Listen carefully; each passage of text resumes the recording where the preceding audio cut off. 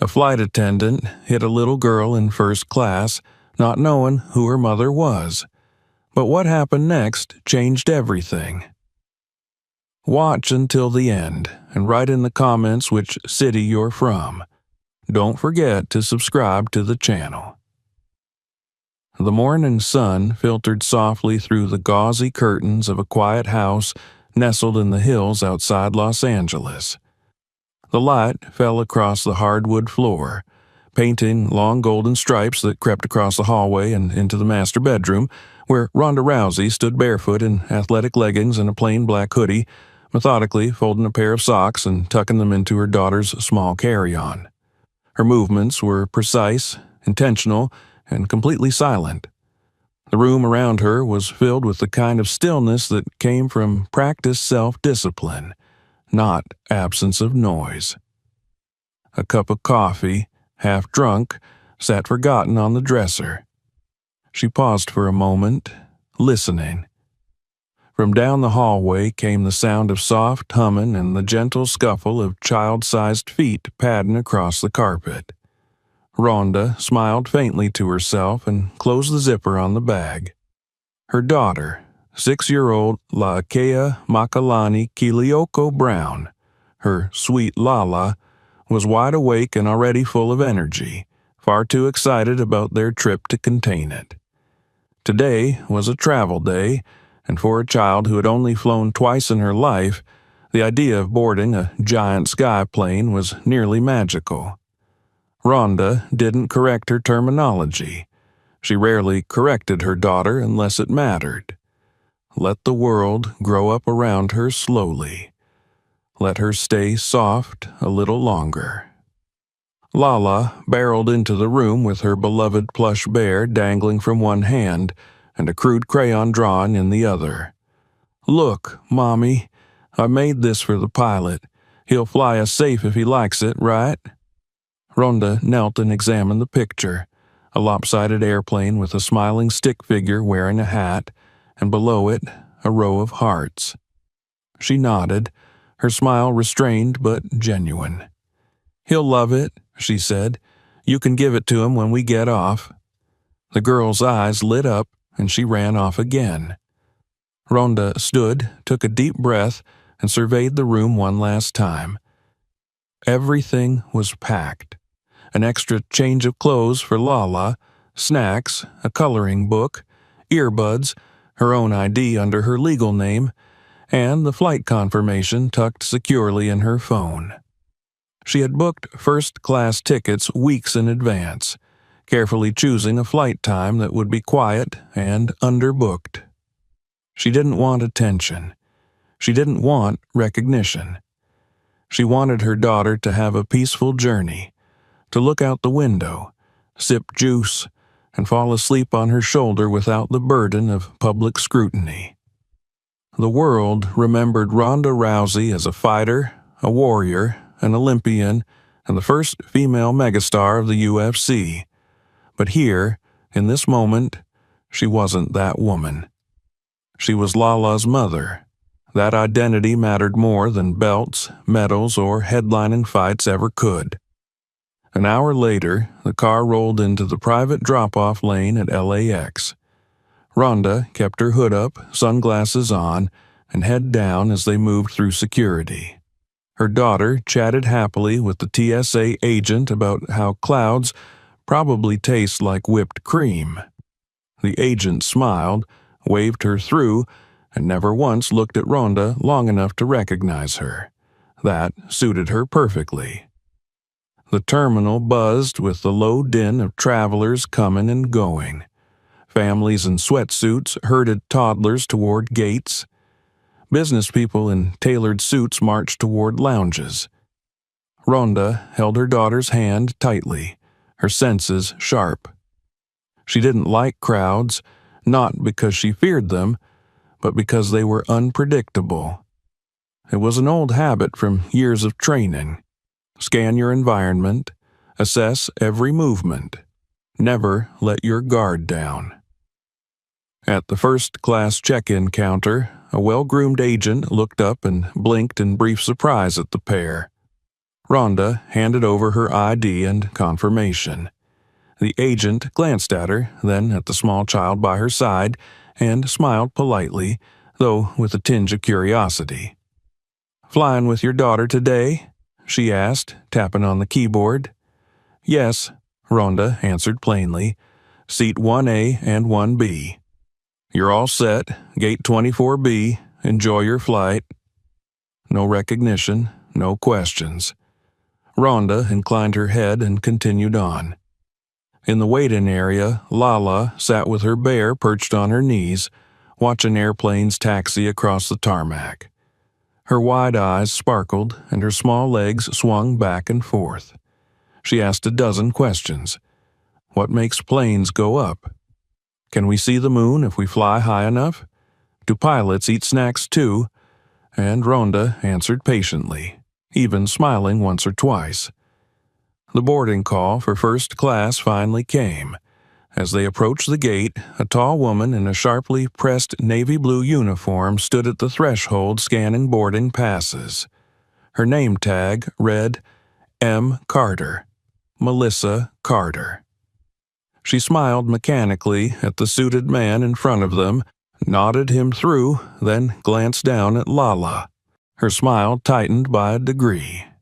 Her eyes swept from the child to Ronda, hoodie, sneakers, no makeup, no jewelry, and back again.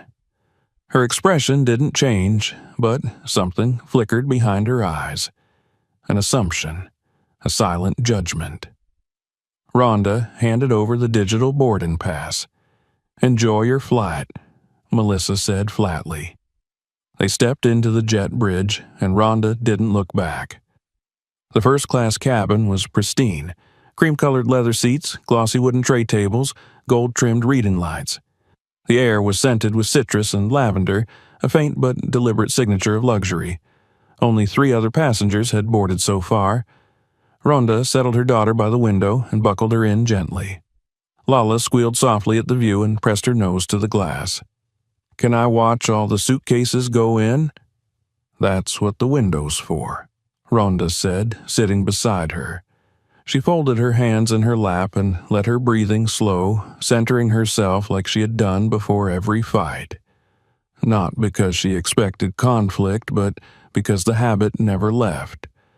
Control was not something you turned off when the fight was over. It was how you survived when people underestimated you.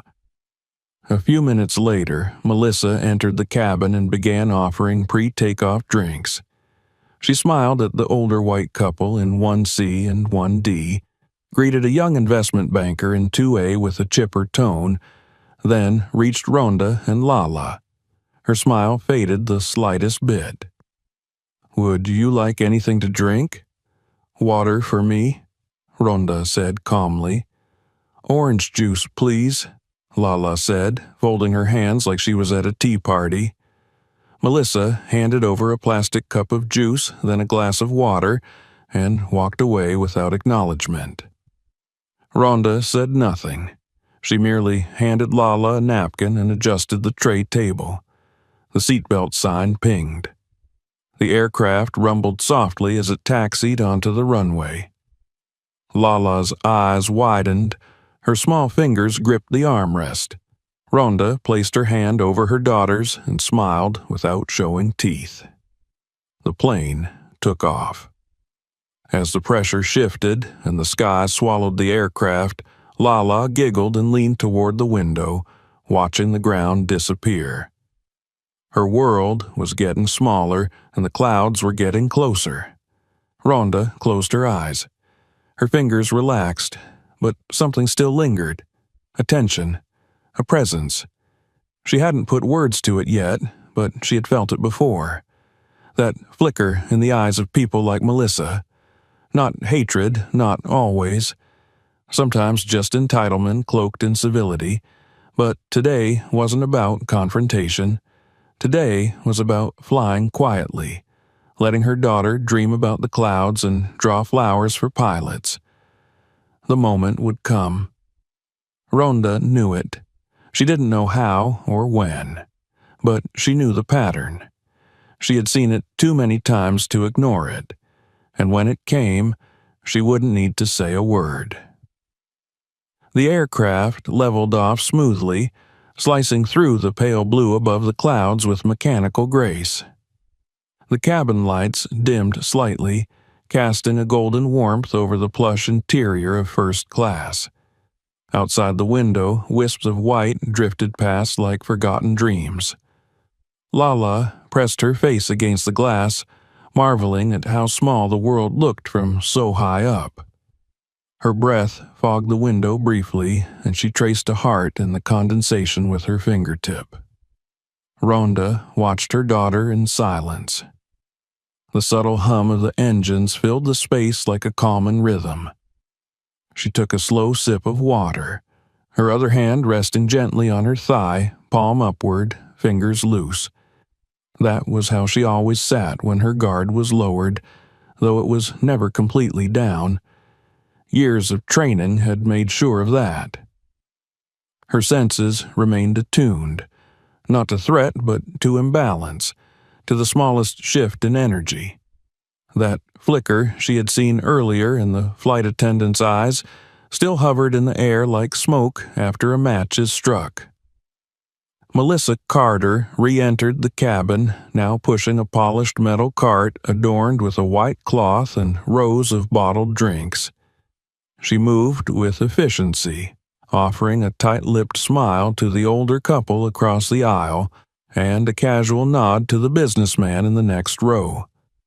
Her eyes barely lingered as she reached Ronda and Lala's row, her mouth already forming the question before she had even come to a stop. "Would you like something else to drink?" she asked, her tone carefully neutral, almost impatient. Ronda shook her head. "We're fine, thank you." "I want a little more orange juice," Lala said softly, tilting her empty plastic cup forward with both hands. "If that's okay." Melissa didn't speak right away. Her lips pressed together, and she poured a second helping into the cup with mechanical detachment. Without making eye contact, she handed it to the child, who took it politely and murmured, "Thank you." As the cart rattled forward, Ronda's eyes followed Melissa briefly, then settled back on her daughter. Lala sipped the juice carefully, trying her best not to spill. A collective gasp rippled through the cabin. The man in 2A dropped his tablet. The woman across the aisle sat bolt upright. The flight's easy stillness shattered. Lala stumbled back 2 steps, one hand flying to her face. Her bear slipped from her grasp and landed limp on the carpet. She didn't scream. She didn't cry. She looked confused, like the world had just broken in a way she couldn't understand. And then she turned and ran, straight into her mother's arms. Ronda caught her daughter before the girl could fall. Lala's small body crashed into her chest with a quiet thump, arms trembling as they wrapped around her mother's waist. Ronda instinctively rose from her seat, one arm shielding Lala's head, the other gently cupping the girl's back. Her motions were neither hurried nor panicked. They were deliberate, efficient, practiced. The kind of movement forged from a lifetime of discipline and violence, but delivered now with only tenderness. The cabin had gone completely still. Ronda didn't speak. She didn't even look up. Her cheek brushed against the top of her daughter's head, her hand resting protectively between Lala's shoulder blades. The child was silent in her sobs, as if afraid even her crying might be inappropriate here, in a place she had just learned she might not belong. Only after a few seconds that felt like minutes, did Ronda turn her face forward. She lifted her chin, not with aggression, but with something colder and heavier. Her hood fell back. Her sunglasses had been removed earlier and now sat tucked into the side of her seat. And in that moment, as the full outline of her face became visible, several passengers reacted visibly. A woman in seat 3A straightened sharply, eyes darting from Ronda to the little girl in her arms and back again. A man in 2C leaned into the aisle, his jaw falling slightly open. He recognized her, not from some passing magazine photo, but from years of fight nights. From the roar of the crowd, from highlight reels where her armbar ended matches in seconds, from headlines that once proclaimed her the most dangerous woman on earth. And now, she stood silent, motionless, holding her child. There was no yelling, no threat, just a stillness that felt more devastating than any punch she had ever thrown in the octagon. Lala clung to her mother's sweatshirt, her small hands fisted tightly in the folds of the fabric. Her cheek, faintly red with the impression of Melissa's hand, pressed against Ronda's chest. She wasn't asking questions. She didn't need to. She only needed to be held. Melissa Carter remained frozen near the galley, her arm having fallen to her side, her posture rigid. Her expression, at first unreadable, began to shift. She had reacted on instinct, maybe out of frustration, maybe out of her own discomfort, but what she had done couldn't be erased by silence. And, in the silence that followed, every pair of eyes in first class turned toward her. "Did she just hit that child?" a voice asked quietly from the second row. There was no immediate answer. Another voice, more assertive now, cut through the silence. "She slapped her." Melissa blinked, as if coming out of a trance. She turned toward the cabin, trying to form a sentence, but the only thing that escaped her lips was a defensive murmur. "She grabbed me. No one's allowed to touch the crew." No one responded. Ronda slowly knelt by her seat.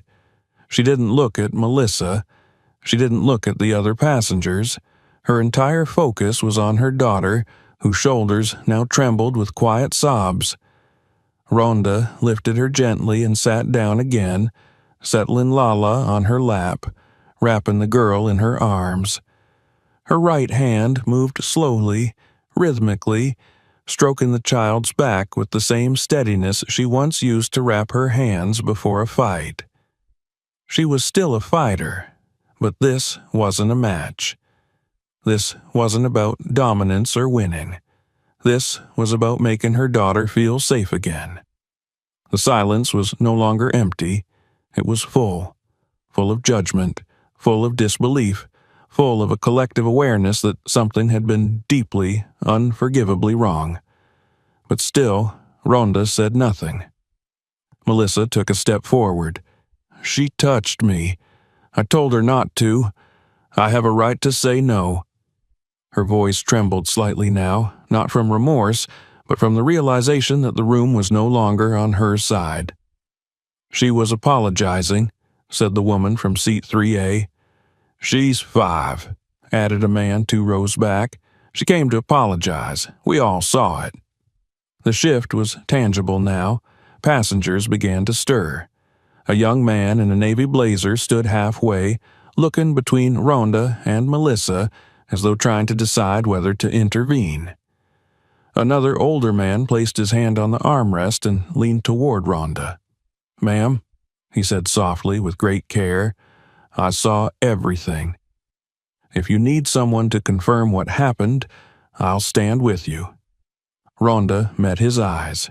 She gave him a small, almost imperceptible nod. She still hadn't spoken, but her silence had already spoken volumes. A younger woman a few rows ahead turned back. Her voice trembled, but her words were clear. "If someone had done that to my daughter, I don't think I could sit as still as you are right now." Ronda gave her no reply. She didn't need to. The cabin crew had noticed. From behind the curtain, another attendant, a man named Charles, emerged. He saw the scene, paused, then walked quickly toward Melissa. "What's going on?" he asked, his tone measured. "She touched me," Melissa repeated, louder now, as if volume could replace justification. "I told her not to. Charles didn't respond right away.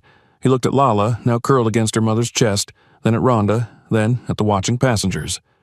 A recognition passed through his expression, something that carried both empathy and dread. Then he looked at Melissa. "She's 5, he said softly, and she was apologizing." Melissa opened her mouth but didn't speak. Her hand twitched at her side. She seemed to realize, perhaps for the first time, that she wasn't going to be rescued from this moment by company policy or technicalities. The silence in the cabin was not the absence of action. It was a form of action. It was pressure. It was judgment. And it was gathering. Passengers began to stand, not in protest, not to escalate, but as if moved by a common understanding. One by one, without words, they rose from their seats. Some held tissues in their hands. Others placed quiet hands on armrests or folded their arms across their chests. It wasn't a mutiny. It was something quieter and stronger. Solidarity. Melissa stood frozen. She turned toward the curtain again, hoping to disappear into the galley. But it was too late. She had already been seen, not just by one mother, but by everyone. Ronda remained in her seat, holding her daughter, whose sobs had finally slowed. She pulled a small blanket from the side compartment and wrapped it gently around the girl's legs. Then, as if signaling the end of an unseen round, she leaned back slightly in her seat, never taking her eyes off the space in front of her. Her expression remained unreadable, but there was power in its stillness. The kind of power that came not from intimidation, but from unshakable control. Melissa looked around the cabin one last time. Every face had turned toward her, not with hostility, but with quiet certainty. Charles stepped closer to her. "You need to step out," he said, his voice low. "But now." Melissa hesitated, then turned sharply and disappeared behind the curtain. The cabin did not cheer. There were no raised voices, no applause. Instead, the quiet deepened, like a collective breath that had not yet been released. Every person in that cabin knew what had happened, and every person knew it had been wrong. Still, Ronda said nothing. Her silence was no longer just personal. It was now the central force in the room. And it was louder than anything anyone else could have said. The moment the captain's voice echoed calmly through the speakers, announcing the plane's descent into JFK, no one moved. The announcement was routine, polished, the same practiced tone passengers had heard hundreds of times. Yet now it carried an almost surreal detachment, like a voice speaking into a world that no longer operated by the usual rules. The events that had unfolded in the first-class cabin had transformed the aircraft into something else entirely, a space suspended between shock and reckoning. Ronda didn't react to the announcement. She remained seated, one hand gently covering Lala's leg under the blanket, the other resting motionless on the armrest. Her eyes were open but unreadable, her expression flat yet unrelentingly focused. She hadn't moved since the incident. The child in her arms had long since stopped crying, but she remained nestled against her mother's body with a stillness that seemed almost sacred, her breathing finely rhythmic, her cheek pink where the slap had landed. Across the cabin, passengers slowly exchanged glances. Some sat ramrod straight in their seats. Others leaned forward slightly, waiting, though for what, no one was sure. No one reached for their phones. No one resumed reading or watching in-flight entertainment. The usual clatter of trays and soft voices had not returned. It was as if the entire cabin was collectively holding its breath, waiting for someone to puncture the silence that had taken over since Melissa had vanished behind the curtain. When the plane touched down with a subtle bump and a long, smooth glide across the runway, a collective sigh almost passed through the cabin. But even then, no one stood. The seatbelt sign remained lit, and every passenger obeyed it with a reverence that had nothing to do with safety and everything to do with respect. As the plane taxied to the gate, Lala shifted slightly in Ronda's lap. Her eyes opened, blinking slowly. She looked up at her mother and touched her sleeve. "Are we there?" she whispered. Ronda looked down and gave a single nod. Lala said nothing more. She sat up a little straighter, still within the circle of her mother's arm. Her plush bear had been recovered and now lay in her lap, one paw tucked beneath the blanket. From the front of the aircraft, the curtain moved slightly. Charles reappeared, his posture tense. He said nothing, but his eyes scanned the cabin carefully, pausing briefly on Ronda and Lala. Then he disappeared again behind the galley. When the seatbelt sign finally chimed off, there was no scramble for overhead compartments, no clatter of seatbacks returning to upright. The usual choreography of disembarkation had been disrupted entirely. Every passenger remained seated, watching silently as Ronda slowly rose to her feet. She moved without hesitation. One hand took Lala's small travel bag from under the seat, the other helped her daughter to stand. Lala held on to her bear and looked up at her mother with tired but trusting eyes. Ronda adjusted the child's backpack, looped it over her shoulders, and gently guided her forward. As they stepped into the aisle, the first-row passengers instinctively leaned back to give them space. A man stepped aside, pressing himself against the seat to clear the path. A woman murmured softly, "Take your time." Ronda nodded without speaking. She placed a steady hand on Lala's back, guiding her toward the front of the cabin. At the threshold, standing just inside the open aircraft door, were 3 people. 2 were uniformed staff, 1 male, 1 female, both with composed expressions, and the third was a man in a dark, tailored blazer with a name badge that read Raul Ortega, Director of Flight Operations. Raul straightened slightly as Ronda approached. His demeanor was formal but sincere, his voice controlled but respectful. "Miss Rousey," he said, "on behalf of the airline, I offer my deepest apologies for what occurred during this flight." The use of her real name was deliberate. Quiet gasps rippled through the rows behind her. For those who hadn't recognized her face, the name hit with force. Ronda gave Raul a curt nod. She didn't thank him. She didn't acknowledge the gesture. Her eyes flicked to the side as Charles stepped forward, gently guiding Melissa Carter from the galley toward them. Melissa looked changed. Her uniform was still pristine, but her face had lost all of its earlier tightness. Her eyes were red, her posture rigid. She walked like someone who wasn't sure what was happening anymore, only that she had lost control of it. Raul turned to her, his tone shifting slightly. "Miss Carter, effective immediately, you are suspended pending formal investigation. You will be escorted off the aircraft." Melissa didn't argue. She didn't cry. She didn't protest. She stood there, her gaze somewhere near Ronda's shoulder, and gave a small mechanical nod. Ronda walked past her without a word. That, more than anything, was the verdict. There was no speech, no confrontation, no explosive scene. There was only the silence of dismissal. A silence so absolute that it felt like a sentence more powerful than anything said aloud. Lala followed her mother, clutching her bear in one hand and gripping the railing with the other as they entered the jet bridge. The sunlight from the terminal's windows poured in through the plexiglass walls ahead, casting long shadows across the floor. Behind them, Melissa remained flanked by staff.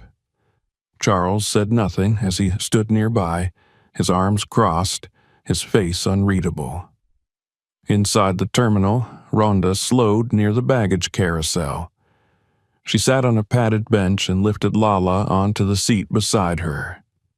The girl leaned into her side immediately, her bear tucked under her chin.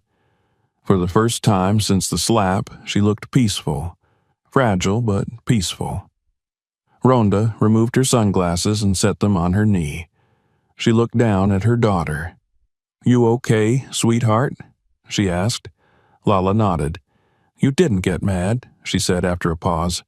Her voice was small, curious. Ronda tilted her head. "I didn't need to. People saw. But you didn't even say anything," Lala said, puzzled. Ronda looked at her fully now, calm and steady. "Sometimes," she said, "words make things smaller. Silence lets people see the truth without explaining it." Lala blinked, then slowly nodded. All around them, the airport moved on. Rolling luggage, boarding calls, the buzz of conversation. But here, in this pocket of stillness, there was something deeper, something not yet ready to let go of what had happened on that flight. A man in a suit walked by, paused, then returned. He looked at Ronda with respect. "Miss Rousey," he said quietly. "Thank you." She nodded, saying nothing. Another woman approached, her tone gentle. "I just wanted to say that was the most powerful thing I've ever seen, not because of what you did, but because of what you didn't." Ronda looked at her and gave a small nod. "Thank you," she said finally. "You reminded us," the woman added, "what it means to act without shouting." She didn't linger. She placed a hand over her heart and walked away, glancing one last time at Lala, who smiled faintly. A few minutes later, the carousel buzzed to life. Their luggage arrived, and a uniformed staff member, young, clearly nervous, rushed forward to retrieve it before Ronda could stand. "Here you go, ma'am," he said, placing the bag beside her gently. "Thank you," Ronda said simply. He lingered for a moment. "I read the log," he said. "I saw what happened. I just want you to know it mattered." Ronda adjusted the handle of the bag. "I didn't do it to matter," she replied. "I did it because she's my daughter." He nodded once, stepped back, and let them pass. Lala tugged on her mother's sleeve. "Can we go now?" Ronda smiled gently, then stood and reached down to take her hand. Together, they walked toward the terminal exit. Light from the massive windows washed over them, casting their shadows long and calm across the polished floor. No reporters followed, no flashing cameras, just the quiet rhythm of an airport slowly returning to itself, even as something inside it had shifted forever. Behind them in the crew lounge, Melissa sat alone. She stared at the blank wall in front of her, her hands clasped tightly in her lap. No one spoke to her. No one acknowledged her. Her suspension had been public, official. But worse than that was what remained in her ears, what echoed long after everything else had stopped. He never even said a word. And in the end, that silence had become the loudest judgment of all. The polished tile of the airport corridor gleamed beneath overhead lights, casting soft reflections of the passengers who moved across it, rushing, pausing, dragging luggage, embracing loved ones. Life continued its unhurried dance in the terminal of JFK, and yet, for Ronda and her daughter, the rhythm felt muted, like a muffled song playing behind glass. The events of the flight still clung to them like static in the air, invisible but present, and neither of them had spoken in the last several minutes. There was nothing left to say. They walked slowly toward the escalators that led to the airport exit. Ronda held Lala's small hand firmly in hers, not as an anchor, but as a tether to something unshaken. The little girl didn't skip or swing her arms like before. She moved calmly, her bear tucked under her other arm, her eyes flicking from one sign to the next but never lingering on the crowd. She had seen the world shift in the space of one slap and learned something it often takes others years to understand.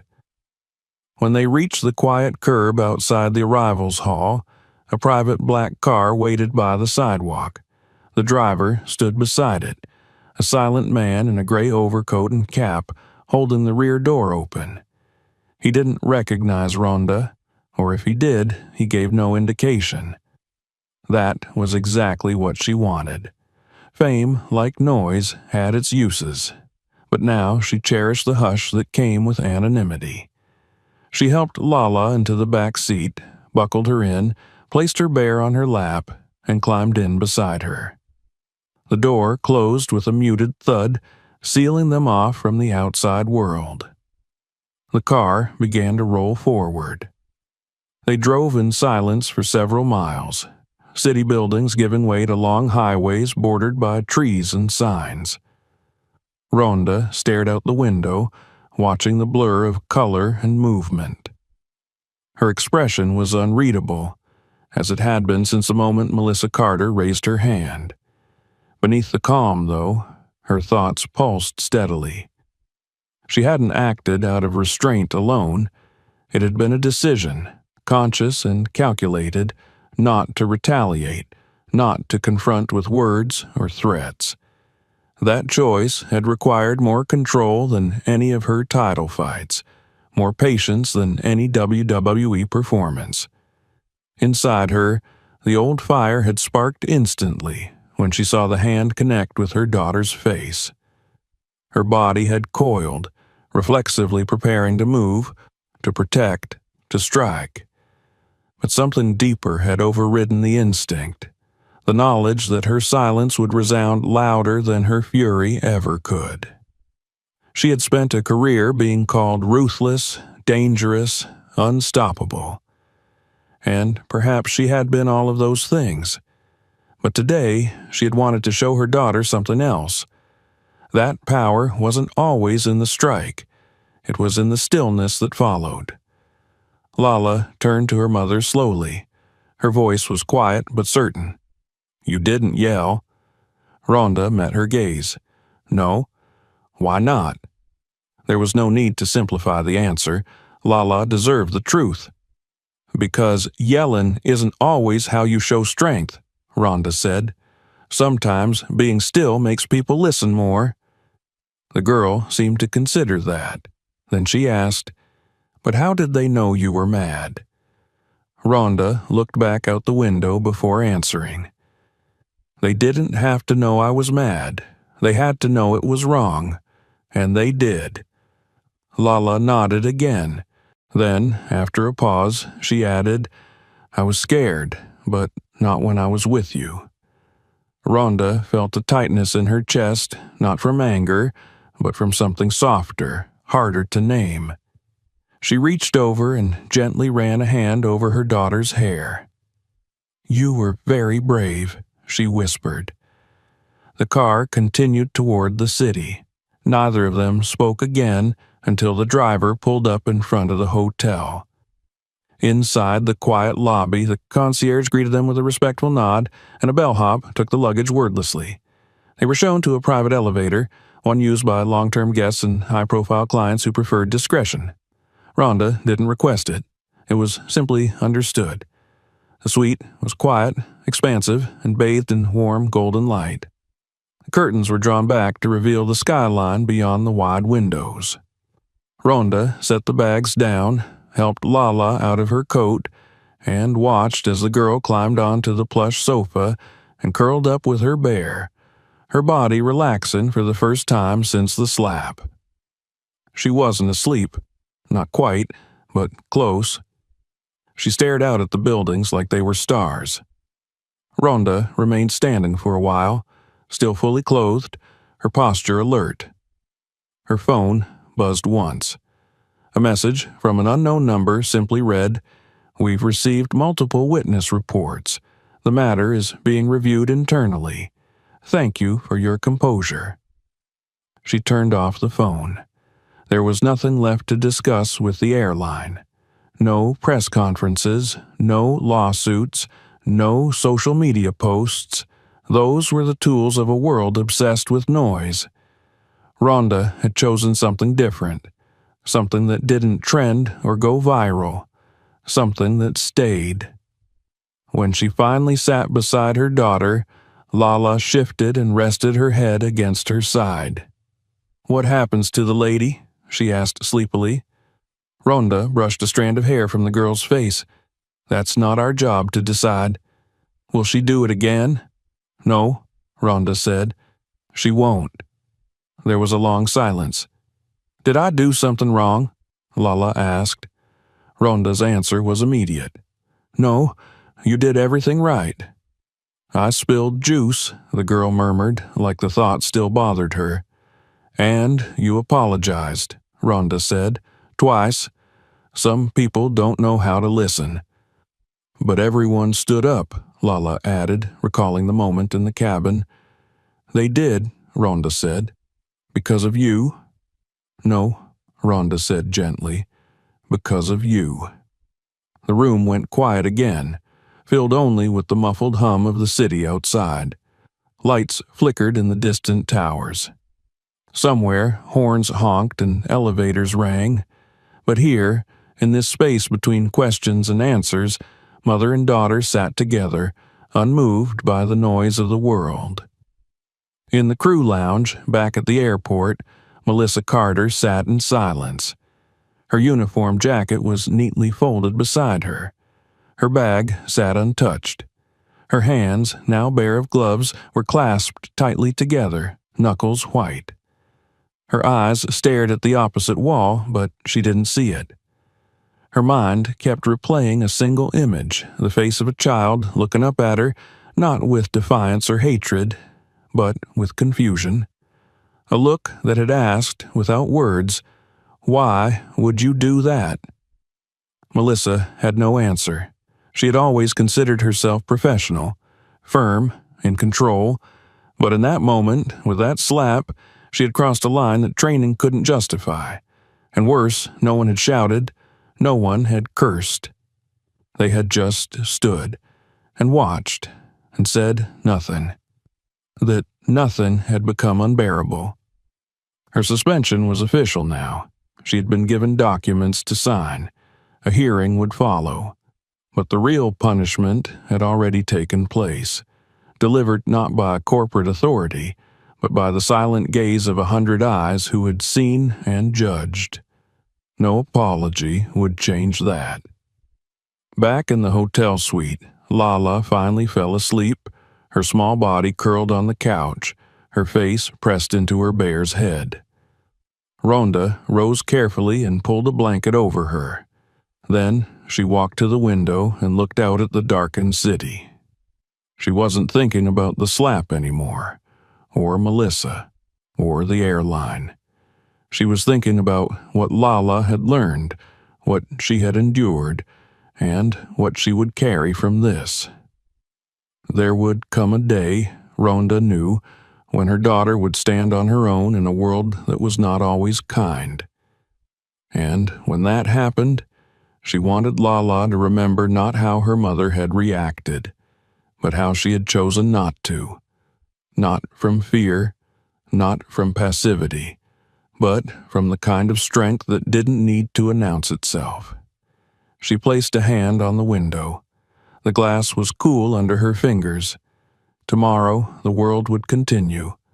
Flights would depart. People would forget. But in one little heart, a lesson had been planted. And in one corner of the sky, justice had passed quietly, wearing no badge, making no sound.